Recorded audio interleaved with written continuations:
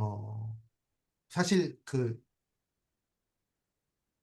재배식물 생리학 3장의 이 물의 특성이 특히 수분 포텐셜이라는 내용이 제가 이 스터디를 해야 되겠구나라고 결심하게 만들게 한 그런 부분이에요.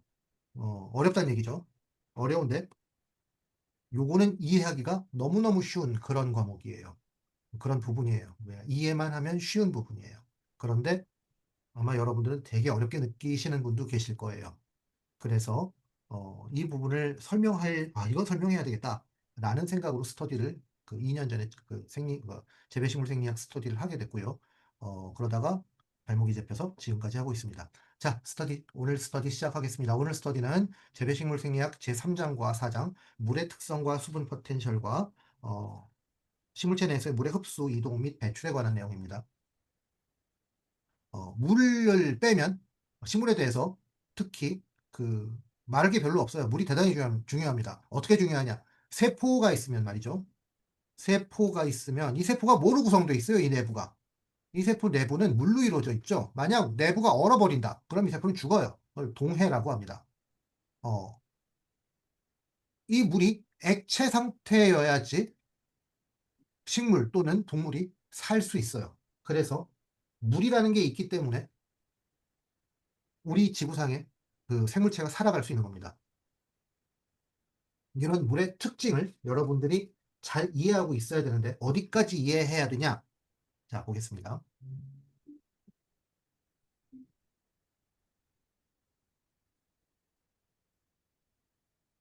물 분자서부터 시작합니다. 물 분자는 어떻게 써요? H2, O 이렇게 쓰죠. H는 수소고 O는 산소예요. 그런데 이렇게 평면적으로 구성되어 있지 않고 이렇게 꼬부라져 있다는 게 물의 성격을 규정하는 굉장히 독특한 특징이 됩니다. 그래서 여기 이제 104.5도의 이제 그 각도가 이렇게 있는데요. 사실 산소는 무지하게 크고요. 수소는 굉장히 작아요. 여기 있는 그림이 맞죠? 예, 산소가 무지하게 크니까 산소가 가지고 있는 많은 전자들이 몰려가지고 산소 쪽은 음극이에요. 음극. 그리고 수소는 전자를 일로 뺏기거든요. 그래서 얘는 그 양성자만 가지고 있는 그런 구조가 되어 있기 때문에 이쪽은 양극이 됩니다. 그러니까 양극 두 개, 음극이 있는데 걔가 각도를 이루고 있다. 이렇게 각도를 이루고 있다. 요것 때문에 생기는 결합이 있어요. 분자와 분자 사이의 결합을 수소결합이라고 해요. 물에서 특징적으로 수소결합이 있습니다. 수소결합을 가지고 있는 분자가 몇 개 안 돼요. 그래서 물은 꼭 수소결합이라는 사실을 기억을 해야 됩니다. 왜 수소결합이라는 사실을 기억해야 하냐? 물의 여러 가지 특성 중에 이런 게 있어요. 끓는 점이 높다. 끓는 점이 높으면 0도에서 100도에서 끓죠. 0도씨에서 얼고요. 얼면 뭐예요? 고체고요. 끓어서 날아가면 이 위는 기체잖아요. 그런데 액체로 존재할 수 있는 구간이 굉장히 커요. 그렇기 때문에 생체가 액체로, 세포가 액체로 구성되는 겁니다. 액체로 구성돼야지 이 안에서 물질이 왔다 갔다 하지. 고체로 돼 있으면 물질이 왔다 갔다 못해. 그렇기 때문에 액체가 돼 있어야지 생체가 살아있을 수 있는 거예요. 네, 생체가 살아있을 수 있는 첫 번째 이유는 물의 비등점이 높기 때문이에요. 시험에 납니다. 두 번째, 물은 비열과 잡열이 크다. 그냥 물의 특징인데요. 비열과 잡열이 왜 크냐? 수소 결합을 이 물을 끓이려면, 물에다가 불을 지펴가지고 이 물을 끓여버리려면 이 수소 결합을 깰 만큼의 에너지를 공급해야 되거든? 그래야지 수소 결합이 깨져서 분자가 이렇게 날아가지. 수소 결합이 있기 때문에 그걸 깨는데 많은 열이 들어가요. 그래서 비열이 크고, 비열이 뭐예요? 어, 물 일정량을 1도씨 올릴 때 얼마나 열을 가해야지 1도씨가 올라가냐. 요게 비열이에요. 비열이 크고 따라서 잡열이 커요. 비열이 크기 때문에 잡열이 커요. 잡열은 뭐냐 하면 얘가 증발할 때 날아가는 증발열이나 얘를 다시 얼릴 때 쓰는 뭐 그런 열을 말하는데 그 좀 어렵게 얘기하자면 상변화. 상은 이제 고체냐 액체냐 기체냐. 그러니까 고체가 액체로 될 때 열이 많이 들어간다는 뜻이야. 또 기체가 액체로 될 때 열을 많이 뺏어간다. 뭐 이런 얘기예요. 그렇게 물이 비열과 잡열이 크다는 거는 어, 비열이 크면 어떻게 되게 그 여러분이 아기가 열이 펄펄 날 때 어떻게 해요? 얼음 찜질을 하죠. 물수건으로 찜질을 해요. 그렇게 하면 아기의 열을 여기 있는 물수건이 뺏어가니까 그런 거예요. 열을 많이 뺏어가 물은. 기름은 조금 뺏어가요. 그런데 물은 많이 뺏어가요. 그래서 체온을 일정하게 유지하는 데 도움이 돼요. 물 조금만 있어도 열을 많이 뺏어가니까. 요런 특징이 있고요. 물은 인제 그 극성 분자이기 때문에 탁월한 용해성을 갖는다 이렇게 돼 있고 부착력과 응집력이 있다. 자 각각을 설명을 하는데요. 첫 번째, 두 번째는 대충 설명을 한 것 같고 비등점이 높다, 끓는 점이 높다는 걸 인제 표로 예를 들어서 얘기해 준 거예요. 물이랑 H2O랑 분자적으로 굉장히 비슷하게 생긴 게 H2S거든요. 요건 뭐예요? 황화수소죠. 얼마 전에 맨홀에 들어가서 그 작업하다 돌아가신 분들이 있어요. 이렇게 밀폐되어 있는 공간에 들어갈 때 문제가 되는 기체 중에 하나가 황화수소인데요. 그런데 황화수소는 물이랑 굉장히 유사하게 생겼는데 얘는 끓는 점이 대단히 낮아요. 즉 상온에서는 기체로 존재하겠죠. 그런데 물은 상온에서 액체로 존재해요. 왜냐하면 황화수소는 수소 결합이 아주 약해요. 그런데 물은 수소 결합이 대단히 강하기 때문에 비등점이 낮아요. 이 비등점이 높은 이유 때문에 생기는 물의 생리적 기능 유지 그 기능이 굉장히 시험에 잘 납니다. 식물의 형태 유지. 왜냐하면 형태는 어떻게 유지해요? 식물 세포의 형태를 유지하는 건 거의 대부분 액포의 압력이에요. 액포가 빵빵해야지. 그런데 액포가 날아가 버리면 식물이 쭈그러들 거 아니에요. 그걸 이제 위조한다고 말른다고 하는데 식물의 형태 유지 그리고 체내 물질의 이동과 대사작용. 아니 이동하려면 액체여야지 이동하지 고체면 이동을 못 하잖아. 그런 뜻이고요. 대사작용은 그 세포질에 녹아 있는 여러 가지 물질이 화학적 그 결합과 뭐 화학적 반응을 하려면 얘가 액체 상태여야지 반응을 해요. 분자들끼리 만나야지 반응을 할 거 아니야. 그건 액체이기 때문에 가능한 거고요. 또 세포 팽창, 팽합 조절, 식물의 생장, 식물 운동 조절 이런 것들이 전부 다 식물 세포 안에 있는 물질이 액체여야지. 즉 비등점이 높을 때 높기 때문에 가능한 것들이에요. 자, 문제를 한번 봅시다. 생리적 기능에 대한 서술 중 가장 거리가 먼 것은 물의 높은 비열은 식물체가 갑자기 고온에 노출되었을 때 체온을 유지하는 효과를 준다. 어린애 그 열날 때 그 이마에 물수건 해주는 거 생각하시면 되죠. 비교적 높은 비등점은 식물체가 상온에서 대사활성을 유지할 수 있게 해요. 대사활성을 유지한다는 게 무슨 소리냐 하면 식물체 안에 세포가 액체로 되어 있다는 걸 뜻하는 거예요. 증산작용은 식물체가 쌓여간 온도 효과를 왜냐하면 얘가 날아갈 때 기화열이라는 걸 해가지고 식물체에 쌓여있는 열을 가지고 날아가 버리거든. 자, 요건 좀 어려운 얘기인데 물의 모세관 현상은 식물체 내 수분 상승의 주된 원동력이다. 자, 물의 모세관 현상은 요 얘기는 좀 나중에 합시다. 일단 답은 4번입니다. 물의 모세관 현상은 응집력이 주로 작용하는 힘인데요. 얘는 물 기둥이 끊어지지 않게 하는 힘이지 물을 올라가게 하는 힘은 아니에요. 조금 어려운 얘기니까 좀 이따 다시 얘기를 하도록 하겠습니다.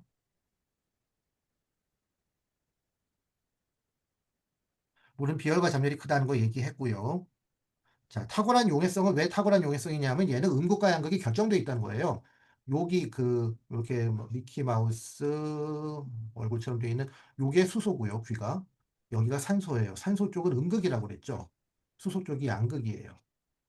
양극. 그러니까 양극자리 물질, 양극의 이온이 들어오면은 음극 쪽으로 음극이 양극을 향하게 이렇게 배치가 되고 반대로 음극인 물질 가령 COOH 같이 그 유기산이 들어오면은 양극이 쭉 둘러싸기 때문에 어떤 극성 물질이 녹아 들어왔을 때 용해를 굉장히 잘 지켜요. 그럼 용해가 안 되는 건 뭘까? 비극성 물질.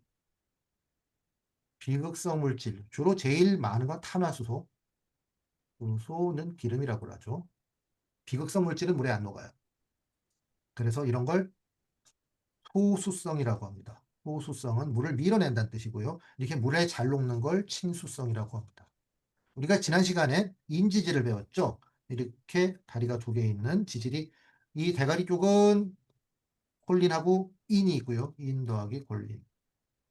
다리 쪽은 뭐가 있어요? 얘는 지방산이에요. 소수성이죠.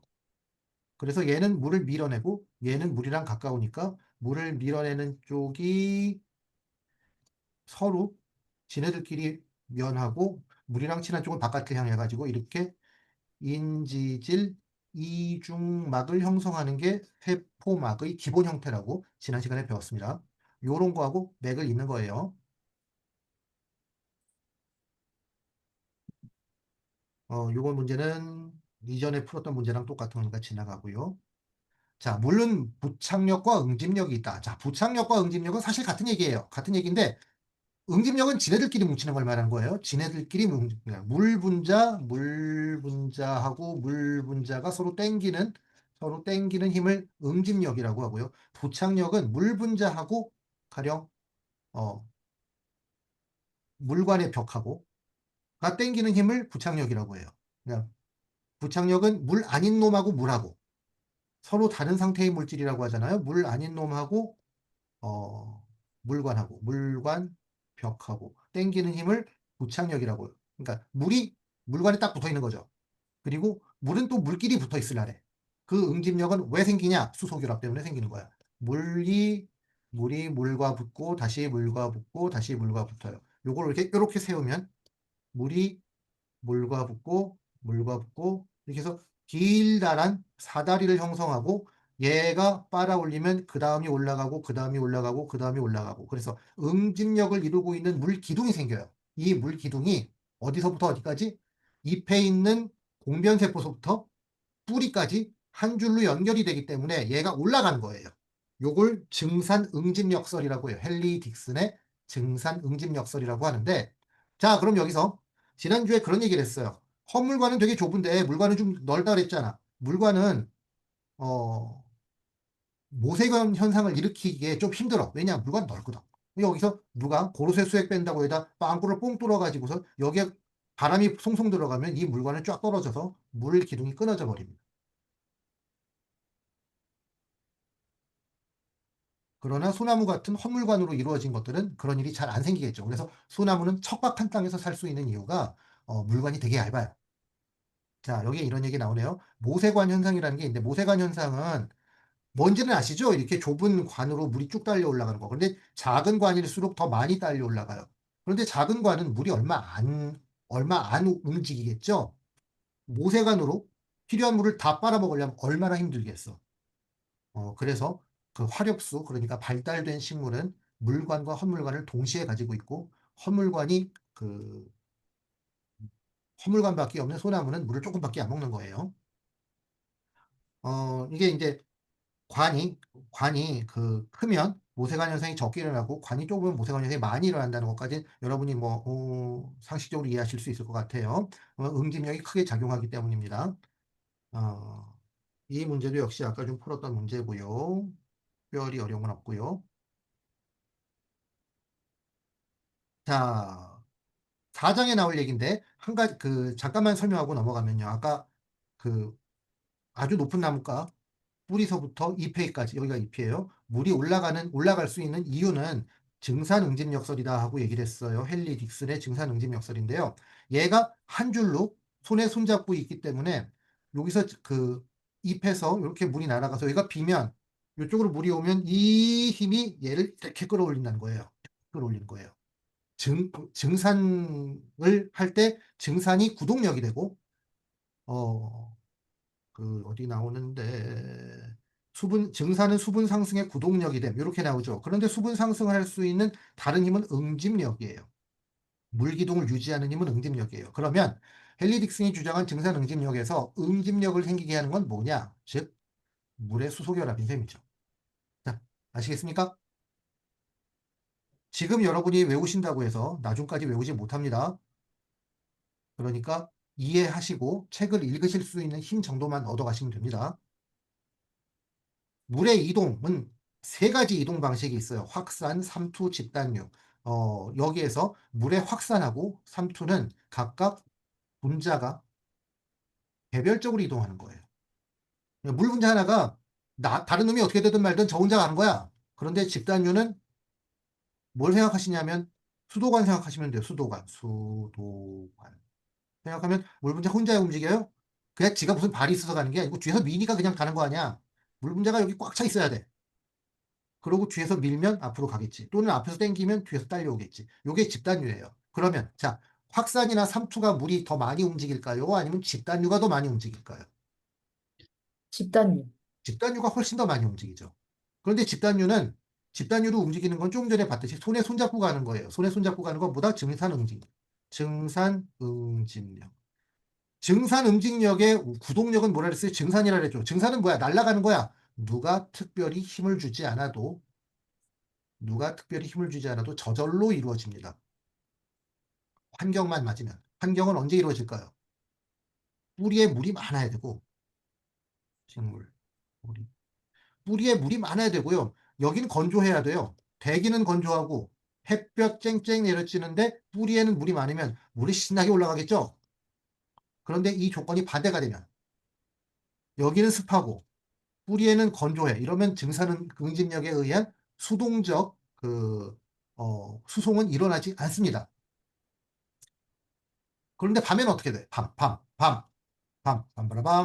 밤엔 증산이 활발하게 일어날까요? 안 일어날까요? 활발하게 일어나지는 않아요. 조금은 일어납니다. 그런데 활발하게 일어나진 않아요.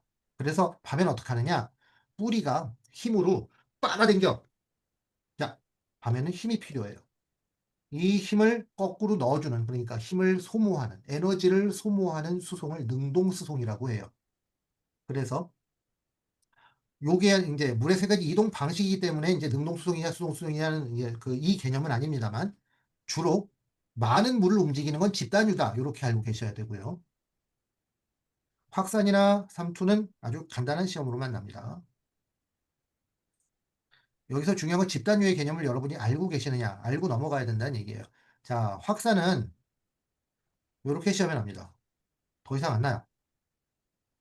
그 높은 농도에서 낮은 농도로 자발적으로 이동하는 건 확산이다. 요 개념은 시험에 났었으니까 아셔야 되겠네요. 분자들의 운동 에너지에 의해서 임의 방향으로 이동하는 현상. 무슨 소리인지 모르겠죠? 뭐냐 하면 우리가 칠판을 지우고 막 털면 교실 가득히 분필가루가 퍼져요. 누가 분필가루를 여기서 여기까지 이동시키지 않아도 지네가 알아서 퍼집니다. 이런 걸 브라운 운동이라고 하는데 브라운 운동은 그냥 분자들이 막 떨리는 그런 임의의 운동에 의해서 그냥 퍼지는 거예요. 그것 때문에 확산이 일어납니다. 확산은 그냥 자발적으로 일어나는 거고 물질 농도가 높은 곳에서 낮은 쪽으로 가는 거예요. 그런데 그럼 농도가 높은 쪽에서 낮은 쪽으로 가지 낮은 쪽에서 높은 쪽으로 가는 게 어디 있어? 있습니다. 삼투를 이해하시려면 그런 게 있다는 걸 아셔야 됩니다. 자, 삼투는 여러분이 이제 생물학을 하고 계시니까 삼투에 대해서 약간의 개념은 가지고 있어야 돼요. 나중에 삼투 포텐셜을 이해할 때 이게 같은 내용이니까 지금 미리 설명을 할게요. 자, 여기는 물이 어, 여기는 맹물이에요. 맹물이라고 하고 이쪽은 설탕물이에요. 그런데 부피가 같지 않았어요. 자, 화학적으로 아주 중요한 개념이 이 안에 있습니다. 부피가 같다는 건 분자수가 같다는 말이에요.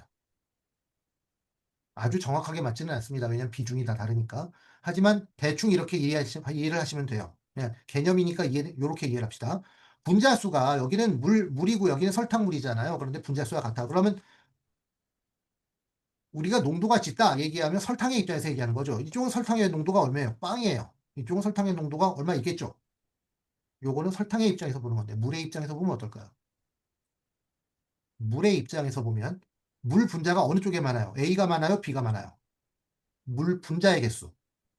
여기가 물 분자는 A가 많아요. 음, 물 분자는 A가 많아요. 즉 물의 농도는 이쪽이 높습니다. 이쪽이 낮죠. 물의 농도는 이쪽이 높습니다. 그런데 여기 반투성막이라는 게 있잖아요. 반투성막은 뭐냐 하면 여기 설탕이 있어요. 설탕이 있고 물이 있어요. 여기는 물만 있어요. 설탕은 일로 못 간다는 뜻이에요. 그런데 물은 갈 수 있어요. 그럼 물 농도가 이쪽이 높고 이쪽이 낮기 때문에 물 농도가 높은 쪽에서 낮은 쪽으로 확산해 갑니다. 이게 삼투예요. 그런데 물이 이렇게 설탕물이 이렇게 그래서 이렇게 가서 올라가면 정수압이 생길 거 아니에요. 압력이 생길 거 아니에요. 압력. 이쪽이 더 무겁지. 그래서 무거운 걸로 미는 힘하고 물이 이쪽으로 가려는 힘하고가 평형을 이룰 때까지 물이 이쪽으로 빠져나가요. 이게 삼투라는 현상입니다. 그래서 삼투라는 현상을 이해하려면 자, 내가 요거를 여러분에게 설명하고 싶어서 재배식물 생리학의 스터디를 하기 시작했어요. 삼투를 이해하시려면 설탕 같은 용질의 입장에서 보는 게 아니라 물의 입장에서 물 개수가 많아요, 용질 개수가 많아요. 물개수가 어느 쪽이 많아요? A가 많아요? B가 많아요? 요걸 이해하시면 삼투를 이해하실 수가 있어요. 요게 물개수가 많은 걸 뭐라고 그러냐? 포텐셜이라고 그래요. 자, 여러분 어떤 보이그룹이나 걸그룹이 결성해가지고 열심히 연습을 하죠. 요번에 캐대언을 성공시킨 그 작곡가가 어느 연습생으로 10년을 있었다고 하더라고요. 자, 그런데 10년 동안 걔는 뭐가 안 된가? 포텐이 안 터진 거야. 그래, 그때 얘기하는 포텐이 이 포텐셜입니다. 포텐셜은, 어, 내재, 내가 갖고 있는 에너지를 말하는 거야. 누구나 포텐이 있어. 근데 그게 바깥으로 터져야지. 그럼 걔는, 블랙핑크가 됐든지, 뭐 그런 게 됐겠지. 그런데 포텐이 안 터지고 10년이 갔어요. 10년 동안에 나이를 먹었지. 그래서 그쪽으로 대비는 못했는데 딴 쪽으로 자기의 포텐이 터진 거지. 이게 포텐셜입니다. 포텐셜은 어디 있는 에너지야? 내 속에 있는 에너지야. 내 속에 있는 에너지는 몇 가지로 구분해 볼 수가 있어요.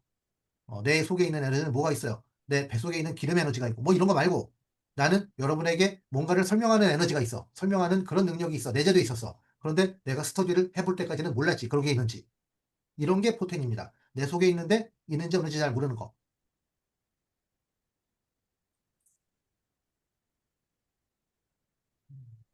그를 포텐셜을 설명하기 전에 마저 이제 이런 걸 설명하겠습니다. 자, 그 식물세포는 세포벽이 있죠. 세포벽이 있는데 세포벽 안이 비었다고 봅시다. 세포벽 안이 비었어. 세포는 요만해. 세포벽 안이 여기가 허청이야. 그럼 어떻게 될까? 자, 그럼 어떻게 될까? 세포벽 안이 비었어. 이런 상태를 시들었다고 그래요. 유식하게 위조라고 합니다. 그리고 세포의 입장에서 보면은 이거는 원형질 분리라는 말을 씁니다. 원형질 분리. 원형질 분리가 된 상태는 여기가 빈 거야. 비었어. 왜 비었냐? 물이 날아갔거든. 그러니까 이 식물세포가 빳빳이 잘 서 있으려면, 빳빳이 잘 서 있으려면 이 안이 물로 꽉 차 있어야 돼요. 물로 꽉 차 있다는 말은 뭐냐? 팽압이, 압력이 벽을 계속 누르고 있어야 돼. 그래야지 빳빳이 서 있지. 여러분, 이제 여름 다 지났지만, 물놀이 가면 그 튜브를 불잖아요. 요새는 안 부나? 불어가지고 빵빵하게 부풀려면 어떻게 해야 돼? 빵빵하게 될 때까지 계속 불어놔야지. 이 세포도 빵빵하게 있으려면 물이 빵빵히 차 있어가지고 이걸 밀어야 된다는 얘기예요. 이 벽을 미는 압력을 팽압이라고 해요. 팽압에 맞서서 세포 벽이 그 형태를 유지하려는 압력을 벽압이라고 합니다. 요 팽압이 있으려면 어떻게 돼요? 물이 넉넉해야지. 뭐 당연한 얘기죠. 그런데 새로운 말이 등장하니까 그냥 한번 말해 본 겁니다. 자, 집단류 제가 얘기했어요. 집단류는 뒷물이 앞물을 밀어서 물이 집단으로 이동하는 걸 말하는데 세포 안으로 물이 이렇게 집단으로 들어가려면 자, 그 세포벽이 있어요. 세포벽을 물 분자 개별적인 물 분자가 이렇게 통과하는 걸 뭐라 그래요? 이건 확산이거나 삼투겠죠. 그런데 집단으로 가려면 빵꾸가 뚫려 있어야 돼. 그래야지 물이 이렇게 손에 손잡고 가지. 이 빵꾸를 뭐라 그러냐면 아쿠아포린이라고 합니다. 아쿠아포린은 물을 수송하는 단백질이에요. 물이 통과하는 단백질 채널, 구멍이에요. 이 아쿠아포린이 있어야지 물이 집단유를 형성해서 이동을 할 수가 있어요. 어디로 이동하느냐? 두 군데가 있는데 일단 아쿠아포린은 세포막에 있는 단백질이니까 세포 안으로 들어가는 거죠. 세포 안으로. 세포 안으로 들어가서 세포 안으로 들어간 물이 세포랑 세포 사이를 연결하는 원형질 연락사를 통해서 이렇게 가는 걸 전원형질 수송이라고 전원형질 수송, 심플라스트 수송이라는 말로 한다고 지난 시간에 얘기를 했습니다. 그런데 이렇게 아쿠아포린을 거친 물이 아닌 물이 세포벽 사이로, 벽 사이로 막 가는 그런 물의 흐름도 있고요. 이런 흐름은 전세포벽 수송 또는 아포플라스트 수송이라는 말로 한다고 지난 시간에 얘기를 했어요. 하여튼 집단유를 일으키는 세포에 있는 구멍 이름은 아쿠아포린이다라는 거 한번 봐두시고요.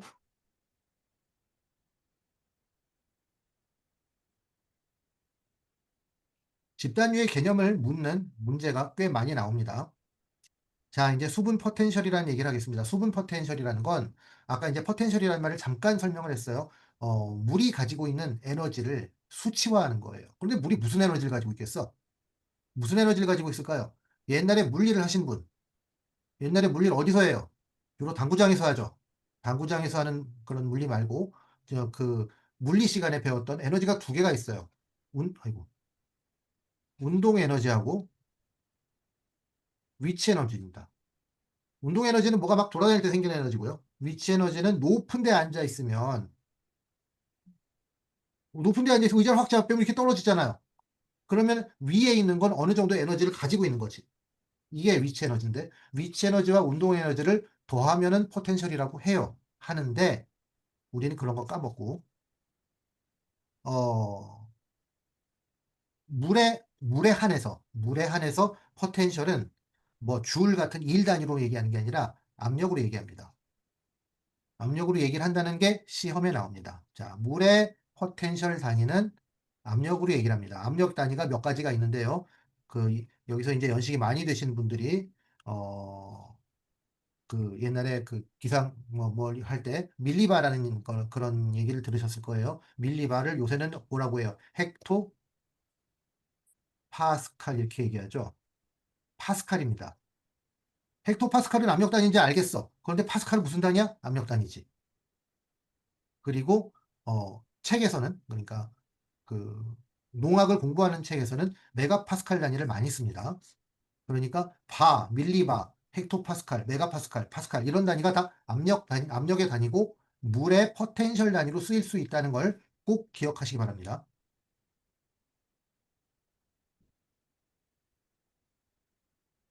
수분 포텐셜을 뭐에다가 이용을 하느냐, 요 얘기도 이런 식으로 시험에 나왔었는데 우리 김태선 교수님의 시험 문제는 굉장히 교과서 구석구석에서 내기 때문에 교과서의 내용을 좀 이해를 많이 하셔야 돼요. 자, 수분 포텐셜의 물의 이동과 수분 포텐셜의 관계가 어떤 관계가 있냐? 수분 포텐셜이 발생하면은 이동한다. 야, 요 말은 일단 답이 아니에요. 바르지 않다는 뜻인데요. 왜냐하면 수분 포텐셜은 상대적 개념이에요. 상대적 개념이란 뭐냐? 그 내가 99점을 맞았는데 옆에 애가 100점을 맞으면 나는 얘보다 못한 거죠. 요게 상대적 개념입니다. 그걸 어떻게 적용하느냐 하면, 자, 대기의 수분 포텐셜은 마이너스 1000이죠. 그런데 뿌리의 포텐셜은 마이너스 2예요. 누가 높아요? 누가 더 커요? 마이너스 2가 커요? 마이너스 1000이 커요? 마이너스 2. 자, 요거 헷갈리실 수 있어요. 마이너스 1000은 마이너스 쪽으로 큰 거죠. 그건 작은 겁니다. 그러니까 뿌리의 포텐셜이 훨씬 높기 때문에 뿌리에서 대기 쪽에 있는 나뭇잎 쪽으로 물이 쫙 가는 거예요. 그러니까 물이 가만히 있어도 가. 가만히 있어도 가는 걸 뭐라 그래? 수동적 수송이라고 하죠. 힘 안 줘도 가요. 왜냐하면 대기와 연하고 있는 잎의 수분 포텐셜이 워낙 낮기 때문에. 요게 물이 이동하는 원리인데, 수분 포텐셜은 어디에 있는 물이나 다 있어. 그러니까 수분 포텐셜이 발생하면이 아니고 수분 포텐셜이 차이가 나면 물이 이동하는 거죠. 그 차이에 의한 힘으로. 그래서 1번은 틀린 거예요. 답은 이제 이겁니다. 수분 포텐셜이 높은 쪽에서 낮은 쪽으로 이동한다. 되게 상식적인 얘기 같죠? 상식적인 얘기인데 수분 포텐셜은 반드시 상대적인 개념이라는 사실을 이해하셔야 됩니다. 그래서 두 지점의 수분 포텐셜의 차로 수분이 이동한다. 요 얘기를 기억하셔야 되고요.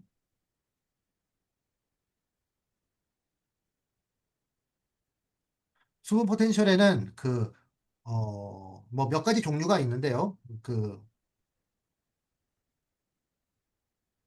요거는 이제 뒤에 해서 다시 봅시다.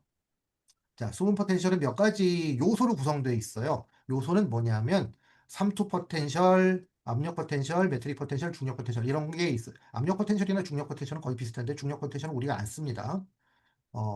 그래서 식물학에서는 주로 요 세 가지를 가지고 많이 얘기를 해요. 요 세 가지를 가지고 얘기를 하는데, 자, 삼투 포텐셜은 뭐고 압력 포텐셜은 뭐야? 그냥 포텐셜 빼고 삼투, 압력, 매트릭 요렇게만 이해하셔도 괜찮습니다. 포텐셜이라는 걸 여기다 억지로 붙인 거예요. 그러니까 너무 어렵게 생각하지 마시고, 삼투 포텐셜의 성격은 아까 삼투압 얘기했잖아요. 삼투압. 여기는 맹물이고 여기는 설탕물이에요. 그러면은 물의 입장에서, 여러분은 수분 포텐셜을 공부하시는 거니까 항상 물의 입장에서 생각하십시오. 어느 쪽이 물이 많아? 이쪽이 많거든. 그러니까 물이 많은 쪽에서 적은 쪽으로 이동하는 그런 압력이 생겨요. 이게 삼투압이고요. 이렇게 갈 수 있는 그런 식물의 그러니까 아니다. 식물 내의 물의 힘이 삼투 포텐셜인 거예요.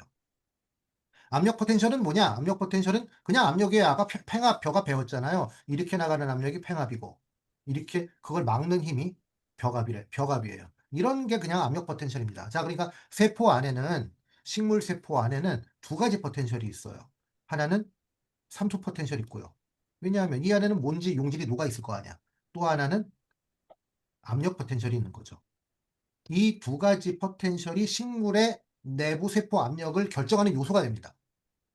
그러면 흙에는 뭐가 있을까? 흙에는 삼투 포텐셜이랑 아니 그 삼투 압력 포텐셜이랑 매트릭 포텐셜이 있어요. 다만 흙 속에 염류가 굉장히 많을 때는 삼투 포텐셜이 조금 발생할 수가 있대요. 이번 시간은 토양학 시간이 아니니까 식물 세포 안에는 삼투 포텐셜과 압력 포텐셜이 주로 존재한다는 사실을 여러분 기억하시기 바랍니다. 자, 삼투 포텐셜은 용질 포텐셜이라고도 하는데요. 용질이 농도에 영향을 받는 물의 포텐셜 에너지다. 뭐 삼투압과 관계되는 거다 얘기를 했고요.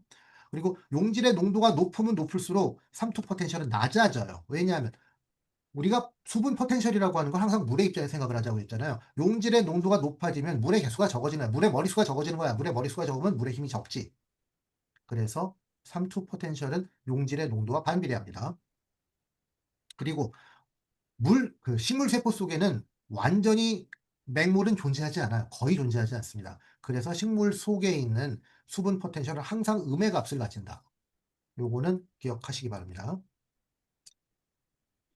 자, 수분 포텐셜에 내야 되는 내용 뭐 됐고요. 용액 내의 용질에 의해 형성되는 수분 포텐셜은 삼투 포텐셜이다. 이건 이제 옛날 문제인데요. 요새는 이렇게 쉬운 문제는 안 납니다. 안 나지만 개념적으로 이제 한번 풀어봤고요. 압력 포텐셜은 아까 얘기했죠. 정수압에 의해서 생기는 정수압이 뭐야? 그냥 수압이에요, 수압. 물의 압력이에요. 여러분 속에서도 정수압이 존재합니다. 여러분 안에는 어떤 압력이 있죠? 혈압이 있죠. 이런 되도 않는 그런 강의를 들으면 여러분 혈압이 올라가잖아요. 그런 혈압이 있어요. 왜 혈압이 있느냐? 피를 A 지점에서 B 지점으로 수송하기 위해서 혈압이 있는 거예요. 혈압이 없으면 피가 안 갑니다. 그럼 여러분은 죽었죠. 이런 걸 정수압이라고 그래요. 물에 의해서 발생하는 압력입니다. 그런데 세포 안에는 압력이 있어야지 이 세포의 모양을 유지할 거 아니에요. 그래서 압력 포텐셜이 존재합니다. 이런 압력 포텐셜에 의해서 또 물관에서 물이 이동하겠죠. 어딘가로. 그래서 물관을 딱 잘라면 물이 이렇게 나와요. 특히 근압이라고 해서 뿌리에서 능동적으로 빨아들인 물이 밑에서 밀어 올려가지고 이렇게 나올 거 아니에요. 그걸 일비현상이라고 하는데 일비현상을 일으키는 건 뿌리의 근압이고 뿌리의 근압은 능동 흡수에 의해서 일어나는 그런 압력이에요. 뭐 이런 건 근압 같은 건 완전히 정수압, 수압이죠. 수압. 물이 올라가는 거. 자, 그런 걸 압력 포텐셜이라고 하고요. 압력 포텐셜은 그냥 수압입니다. 너무 어렵게 생각하지 마세요. 매트릭 포텐셜은 물이 토양 입자에 붙어 있는 힘, 즉 흡착되어 있는 힘이에요. 흡착. 아까 이렇게 부착력이라고 그랬죠? 부착력이 센 물질이 고 부착력이 약한 물질이 있습니다. 부착력이 센 물질을 갖다가 우리가 보수력이 좋다. 보수력. 물을 보호하는 힘이 좋다. 이렇게 말해서 재배학 시간에 배울 겁니다. 보수력이 좋은 게 뭐가 있어요? 부식 같은 게 보수력이 좋죠? 모래는 보수력이 없어요. 그런 힘이 매트릭 포텐셜입니다. 매트릭 포텐셜은 그래서 주로 토양에서 얘기하는 토양 입자에서 얘기하는 거고요. 그리고 끌어당기는 힘이기 때문에 장력은 끌어당기는 힘을 말해요. 자, 요거 말이 어려운데 부압이라는 말이 가끔 나올 거예요. 부압. 부압이 뭐야? 아빠의 압력인가? 아빠는 아니죠. 부압이라는 말은 요거 일본 말을 그냥 번역한 것 같은데 알아듣기 쉬운 말로 하면 음압입니다. 음압은 언제 발생해요? 여러분이 스타벅스 가서 빨대로 아이스 아메리카노를 빨아먹을 때, 쭉 빨아먹을 때 발생하는 게 음압이죠. 음압이 부압이에요. 그 부압이 장력입니다. 끌어당기는 힘이에요. 끌어당기는 힘이기 때문에 항상 매트릭 포텐셜은 마이너스 값이다. 요건 알아두셔야 됩니다. 그런데 매트릭 포텐셜을 묻는 문제는 제 기억이 안 납니다. 중력 포텐셜은 중력의 상대적인 자리, 그러니까 이 중력의 상대적인 자리가 뭐 기준점 위는 양이고 기준점 밑은 음인데요. 뭐 이거는 이제 가볍게 패스하고요. 그래서 수분 포텐셜은 중력 포텐셜, 압력 포텐셜, 삼투 포텐셜, 메트릭 포텐셜을 다 더한 값인데요. 그 약자가 뭐 이렇게 해가지고 뭐 이런 거는 시험에 그 열성적으로 나지 않으니까 너무 외우려고 노력하지 마세요. 그냥 수분 포텐셜은 이 모든 포텐셜 요소의 합이다. 까지 하고요. 이 중에서 식물 세포의 수분 포텐셜은 뭐랑 뭐라고 그랬어요? 삼투 포텐셜이랑 압력 포텐셜이라고 했어요. 요건 시험에 납니다.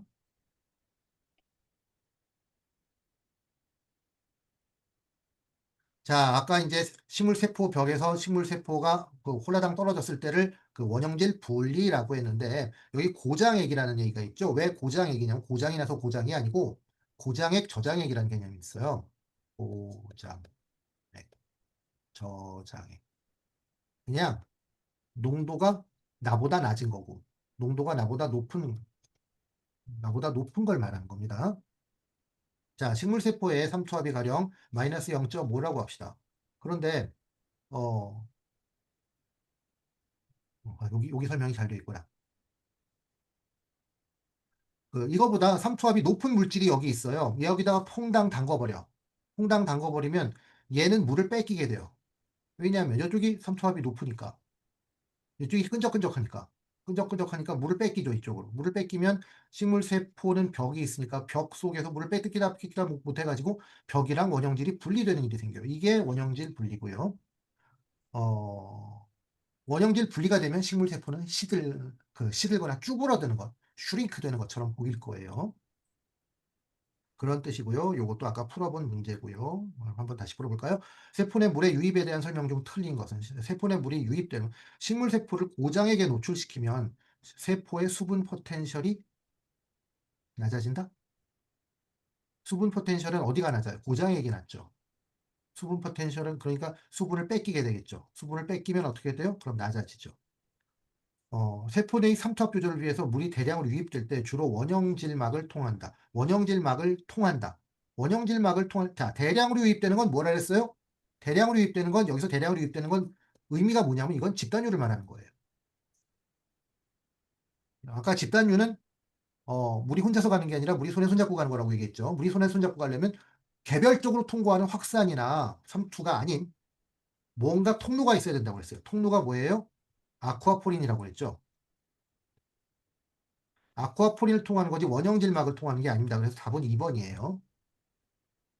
세포벽의 존재로 삼투압의 물의 유입에 의한 세포 부피 팽창이 기계적으로 제한되어 벽압이 존재하게 된다. 이게 말이 굉장히 어려운데 그냥 이 안에 물이 빵빵하게 있어서 이렇게 미는 팽압이 생기면 벽압이 반대로 생긴다. 뭐 그냥 이런 얘기입니다. 그리고 세포 내의 물이 유입에 대한 결정은 삼투 포텐셜과 압력 포텐셜의 합력에 주로 좌우된다. 식물의 세포의 포텐셜은 삼투 포텐셜과 압력 포텐셜로 이루어진다고 했으니까 이건 맞는 겁니다. 자, 요 지문에서 보다시피 지문 말이 매우 어렵습니다. 그래서 시험 볼 때 지문이 되게 어려워. 말이 무슨 소리인지 모르겠어. 일단 패스하세요. 어려운 말로 구성된 지문은 대개 답이 아닙니다. 근데 요 말은 알 수 있잖아요. 세포의 삼투압 조절을 위해 물이 대량으로, 대량은 집단유구나. 집단유는 아쿠아포린이지. 그런데 물이 원형질막을 통하는 건 확산이나 삼투고, 확산이나 삼투는 물이 개별적으로 가는 거니까 물이 많이 못 가. 자, 요걸 알 수 있어요. 답은 알 수 있어요. 그런데 이게 OX 퀴즈로 나면 되게 어렵습니다. 자, 이건 교과서에 있는 그림이고요. 여러분이 특별히 여러분에게 뭐 이걸 이해하세요 또는 수를 외우세요. 자, 숫자 외우는 거 아닙니다, 이거. 숫자를 외우는 게 아닌 게 뭐냐면 뿌리가 뿌리가 어디냐면 이쯤 돼요. 뿌리에 있는 물의 삼투 그 수분 포텐셜이 이쯤 돼요. 여기쯤 되는데 건조한 토양에서 생장한 식물의 잎, 그러니까 잎 부분이죠. 잎은 여기에요. 그럼 어디가 수분 포텐셜이 높아요? 뿌리가 높죠. 뿌리가 높이 있잖아. 여기가 높잖아. 높고 상대적으로 낮고. 이 상대적인 차이에 의해서 뿌리에서 잎으로 물이 갑니다. 요걸 이해하시면 되는 그림이고요. 그리고 어, 밑으로 갈수록 뭐예요? 물이 없는 거죠. 물의 그 수분 포텐셜을 이해하기 어려운 분은 물의 머릿수로 기억하시라고 했어요. 이쪽은 물에 머릿수가 없는 거예요. 사막지대 관목의 잎은. 요 교과서에 나오는 그림이니까 너무 그렇게 화면을 뚫어지게 안 보셔도 됩니다. 그래서 수분 포텐셜이라는 건 식물의 수분 포텐셜은 항상 음의 값을 갖는다. 음의 값을 갖고 음이 클수록 수분 포텐셜이 낮은 거예요.